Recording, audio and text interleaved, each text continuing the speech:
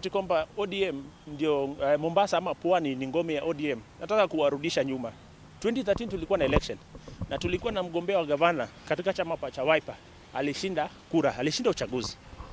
Wiper tulipata Senate na Wiper tukapata gavana, lakini wakajaribu kubadilisha uchaguzi wakapatia na ODM. Na ndani ya Mombasa tumekuwa na mbunge Nyali ambaye aliyopita anaitwa Witi Bolo. Alipita na chama cha Wiper. Ndani ya Mombasa tumekuwa na Kisauni chama cha Wiper. So ODM ambao hawa watu ambao wanasema hii ni ngome ya ODM, nataka mujipange vizuri na muangalie. Mwanzo 2013 waliiba kura, walibadilisha uchaguzi.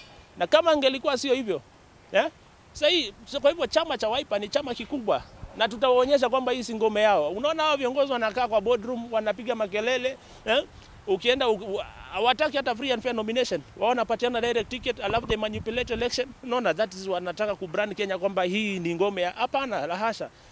Chama cha Wiper kimeshika ndani ya Nyali, kimeshika ndani ya Mkomani, ndani ya Kisauni, ndani ya Changamwe, ndani ya Mvita, Jomvu, hizo constituencies zote 5. Anakuambia tunaenda kushinda huu uchaguzi. Na kama waamini, tunaambia lisemwalo lipo, na kama lipo laja. Perfect.